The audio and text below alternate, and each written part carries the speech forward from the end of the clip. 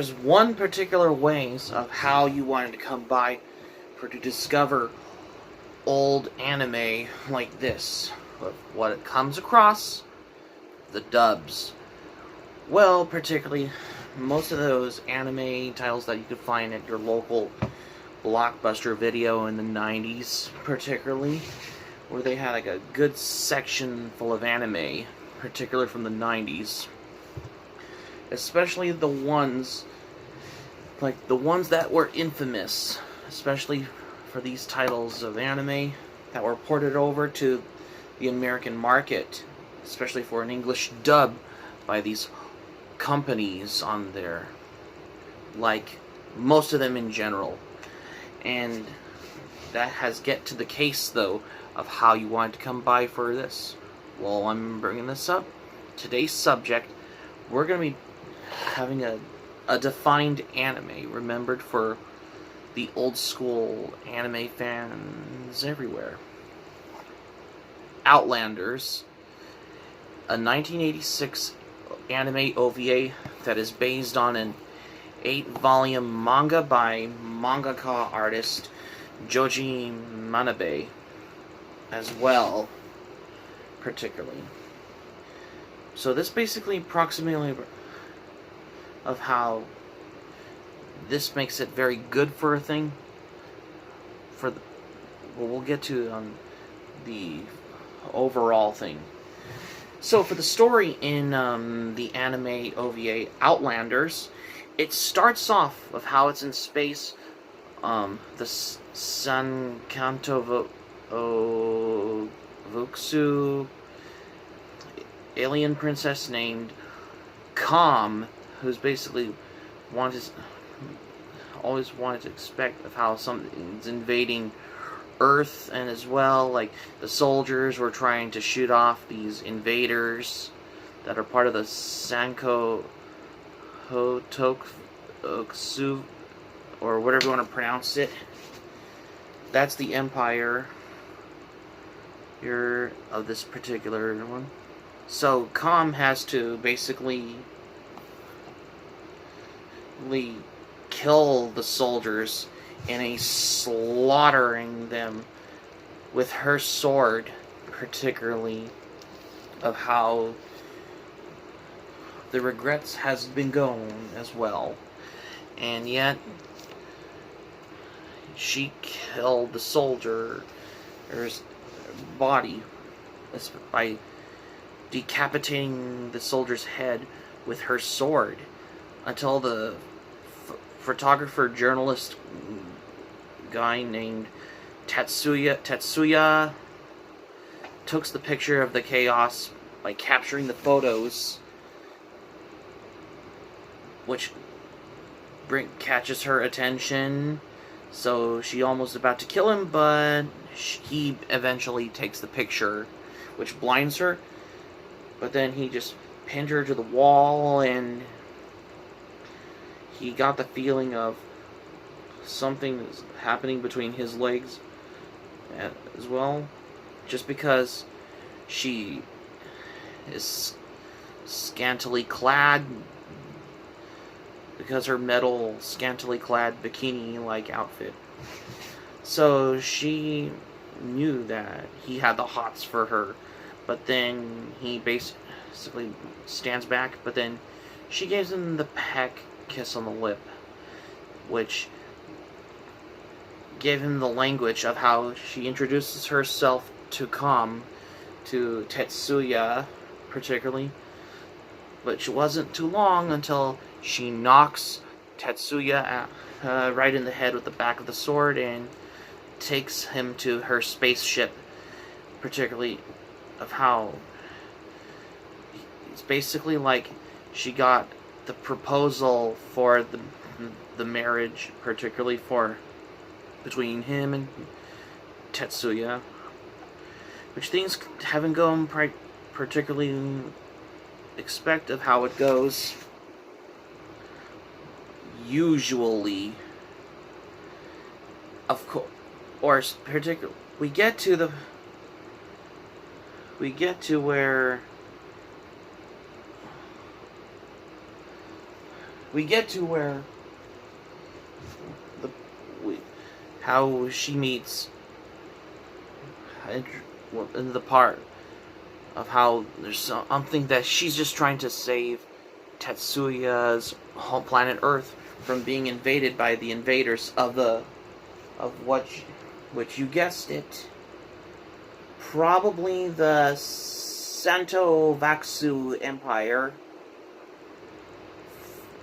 the rest of humankind as well, particularly. We get to Kam's friend named Batia, who is this girl who is like a half human, half wolf-like character. Despite she looks human, but she has like the wolf ear. We'll get to the character in that in a moment. But for the thing, which almost could have had the samurai like sword fight between Kam and Batia, but then Tetsuya has to put a stop to this, which he has to like defend her. But this basically was until we get to the introduced to where we meet this space wolf guy named Geobaldi, who is basically introduced in this particular scene accordingly, despite how it's given in the facts of how this explains of how it wasn't long until they had their little moments of how particularly of how they realized until we get to the appearance of how this evil villain named Progress, who is under the work of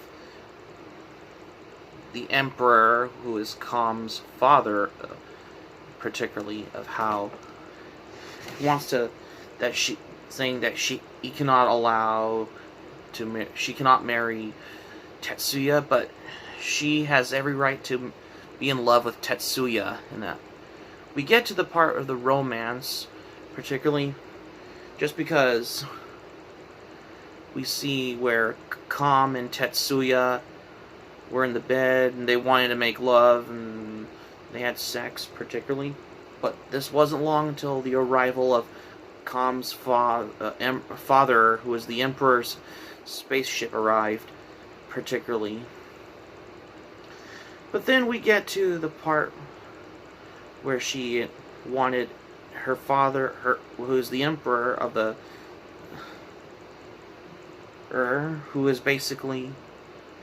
who is part of the Santo Vaxu Empire, wanted to have Tetsuya as Kam's groom, like, the bride and groom kind of thing. But he wouldn't stand a chance particularly, so he wanted his guards to take Tetsuya away. But then Kam wants to put a stop to it, so instead they taken her to like her prison dungeon, like where they tie her arms up. They tie the wrist of her arms when she's all tied up. But this wasn't long until Batia Geobaldi has put a stop to the Emperor's guards in order to save Tetsuya, which was long until they wanted to rescue Kam from being trapped in a dungeon-like prison cell thing, as how more different than any damsel in distress of its particular of how this goes. And yet Tetsuya basically had tried to be in the sword battle between him and Geobaldi, but Geobaldi almost killed Tetsuya when he was wounded on his chest. There was blood on it. He almost could have been killed or suffered from the bleeding, but Kam uses her absorbing powers to recover Tetsuya's health. So this wasn't long until he's fully recovered.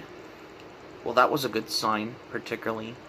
And then when Kam and Tetsuya are in that space, like, motorbike thing, try to put a stop to the Emperor's guards who wanted to protect Kam from Tetsuya just because she's a alien, and Tetsuya is a human, but she always has the hots for Tetsuya particularly, so she has put a stop to the Emperor's guards, who, as well, they thought he was kidnapping her, but he wasn't. He's just basically has the feelings of how he is very care for Kam, particularly, as how it goes in its own little certain way. And once they get into the spacecraft thing, along with Giobaldi and Batia, as well as Momo now, and Pon, Bon, and Han, which are Now and Momo's children in this particular one, always wanted to put a stop to, in order to defeat Progress and his minions space airship as well, by to defeat Progress and his henchmen, particularly, with its own little space battle-like feel, in its own little sci-fi feel, all like Spaceballs in a certain way, of course, particularly. But we'll get to that in just a moment.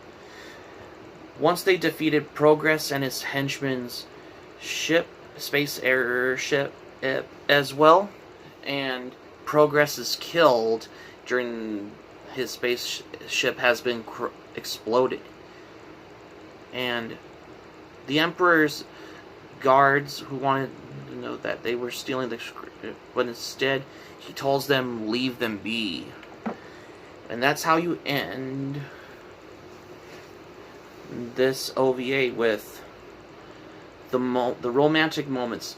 First being Tetsuya and Kam with their little romance together, as same goes with Batia and Giobaldi.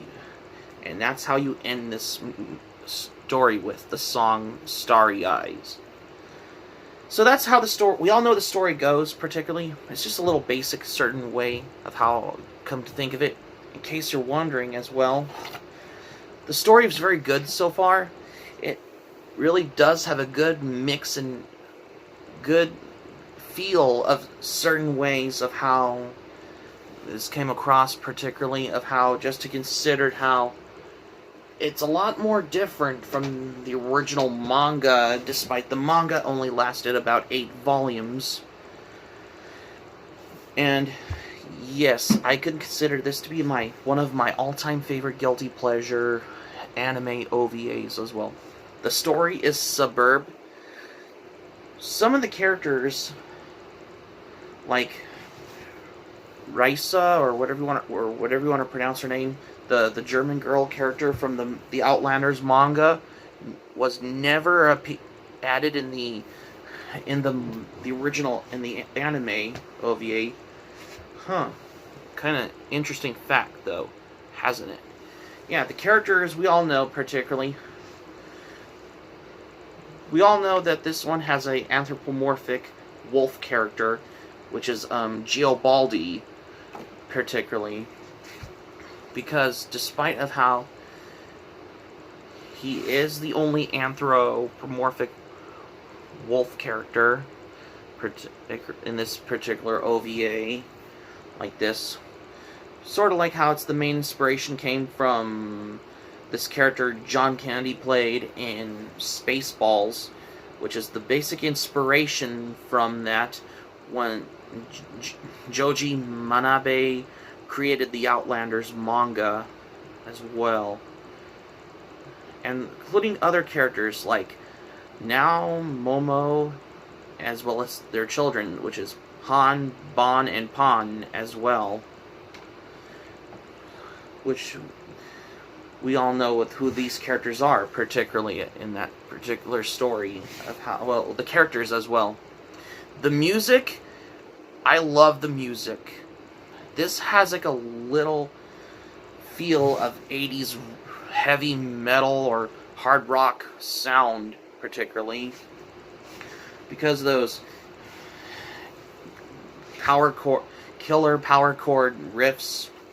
Like if you hear them, especially if you're watching the ending to Outlanders, because this has a feel of the 80s hard rock atmospheric vibe whenever you can expect hearing the music like this as well. And the sound is pretty moderate, particularly. It's nothing new, particularly.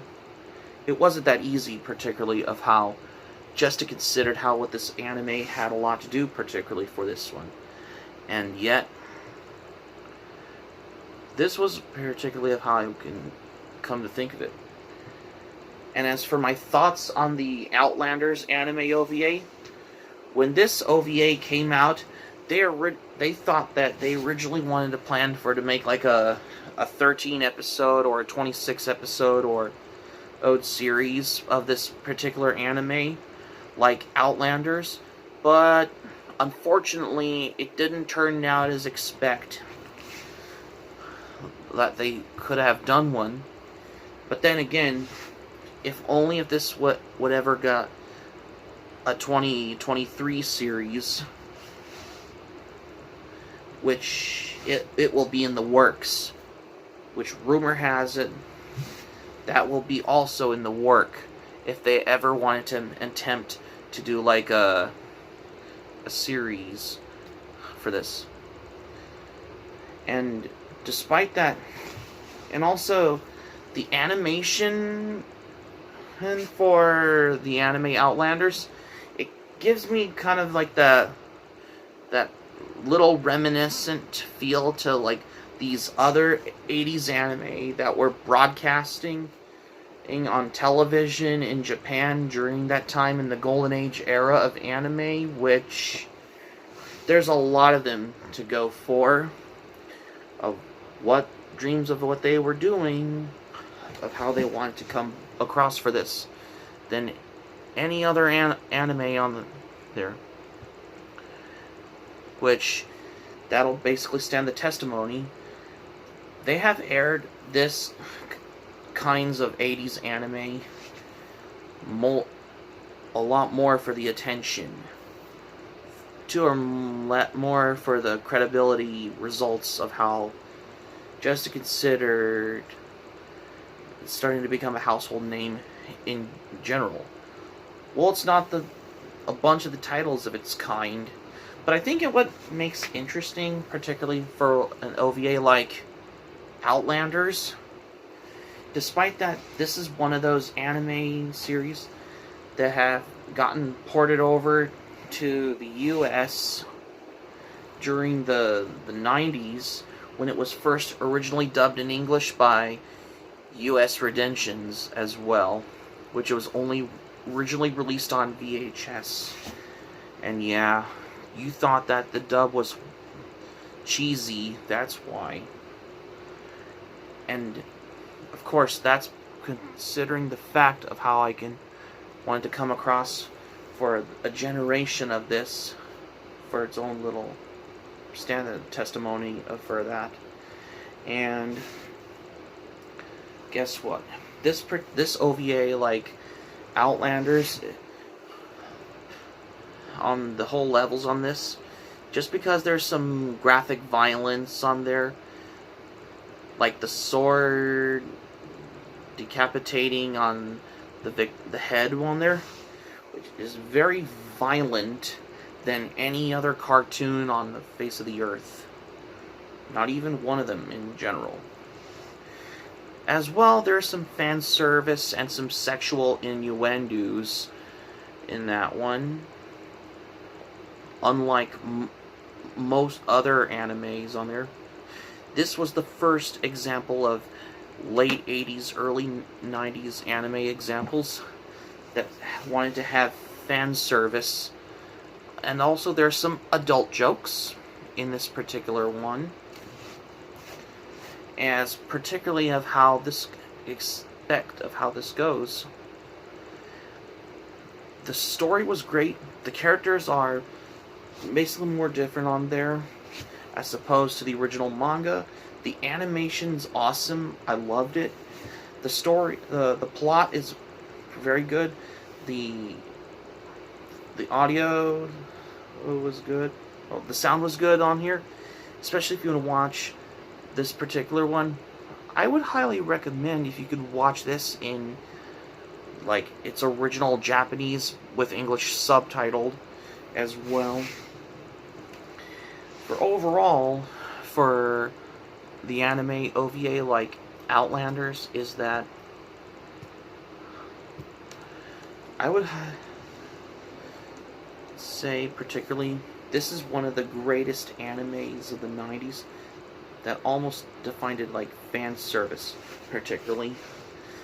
What can you do for an anime like Outlanders is that it's particularly of how you wanted to have these kinds of ideas of how you can cross Urusei Yatsura with Spaceballs and heavy metal, which is with a little touch of Barbarella as well. And yes, this is the good example. Despite that, this was based on the manga by Johji Manabe. In my opinion about the anime Outlanders, this anime just helped to have read the manga. If you just watch the anime without reading the manga, it's like you're definitely missing out on it. Especially if you're an anime watcher and you're missing out on the manga. I'm highly recommend you to read the manga because I have heard good things about the manga. Of course, this basically wanted to come across for this. And yes, I thought Outlanders, in my opinion, is actually my all-time favorite anime OVA because I consider this to be like a guilty pleasure favorite. And my score for the anime Outlanders, I'm going to give it a 10 out of 10 as well. And also, for the recommendation, if you like Outlanders, I highly recommend you to check out other ones like Marius the Chojo or Dragon Half. That's another one as well. For your little recommendation as well, particularly for that as well. So, what do I think of, for the thing about how do I think of the anime Outlanders? Well, particularly, despite that this was originally premiered and released on VHS and Laserdisc in Japan on December 15th, 1986, and this wasn't long until it was ported over to the US by US Redemptions in the 90s when it was first released on VHS, and then it was later got a second English dub on the DVD from Central Park Media as well, because we do get another English dub by Central Park Media when it was first released on DVD on February 19 in 2006, which is only released on DVD. Like, if you want to look for a copy of this anime, like Outlanders on DVD, I would highly recommend if you can get it on either Amazon or eBay. But it's going to cost you like $94, which was almost $100. And it's going to cost you like almost a penny for a rare out-of-print DVD of this particular anime. And yes, I do own this DVD. This is how I wanted to come by for out-of-print anime on DVD. That's why. I'm wondering if Discotek Media would get a hold of Outlanders on Blu-ray, particularly. Because despite this copy I have, which is the 20th anniversary edition of Outlanders, it's going out of print, by the way. Because I have a feeling that this anime is going to be out of print. Because it's going to cost you about $100, almost. It's going to cost you like $100 online. Like, especially if it's on Amazon or eBay as well. Like, this is how I wanted to discover about out-of-print anime on DVD, which is going to almost cost you a fortune, or almost $100 as well, especially if you want to save up some money if you ever wanted to look for an out-of-print anime like Outlanders on DVD. Yeah, this explains of how I wanted to do this. And yes, lucky for me, for the DVD of Outlanders 20th Anniversary Edition on DVD, I paid like $36 on Amazon back in 2017, which it was almost 100 or almost 50 or to $90 on Amazon, because I have a feel that this is going to be out of print. That's the thing, because no wonder why this DVD is going out of print, and it's going to be a rare. And yes, this was my first rare out-of-print anime DVD thus far as well. But it was an experience to discover the anime that defined me as an old-school anime fan as well. If you want to feel like you want to binge watch on something, get it. I highly recommend you the OVA Outlanders, especially if you have it on DVD, because it's going out of print as well. So that's going to be it for my redo review on the anime OVA Outlanders for today's redo review on Anime Retrospect. Thank you for watching, but here's what I'm going to say for this one. Well, unlike most of my previous ones on Anime Retrospect I did in the past, this is the first time I wanted to revisit Outlanders, and this is going to help me devote that I wanted to read the 8-volume manga, because I've heard good things about the manga, particularly. At least the manga, you can give it a chance to read on any time, because it only lasted about 8 volumes, that's why. Hope to subscribe for content. My anime pilot link in the description and down below. Patreon link will be in the description down below. Also, let me know your thoughts in the comments section below about what do you think of the anime Outlanders. Let me know. Be sure to hit the like button on this video. Be sure to click on the subscribe button. Be sure to subscribe to my channel if you're new to my channel, especially if you were watching the video as well. Also, smack the notifications bell button. Be sure to get notified also as well for more latest updates on here, because I am making more as well. And keep it otaku for this redo review, because I have to revisit this one. And happy 36th anniversary to this anime on this day as well, because it's been 36 years, that's why. And this is Rurouni-K959 saying, thank you for watching my video. I'm glad you liked it. Hope you enjoyed it. Hope to see you soon for the next video. Have a great day. Until next time, I want to get to cover another anime to revisit that I wanted to think about, that I haven't thought of doing one for a long time, as how it'll get into my case though. Till next time.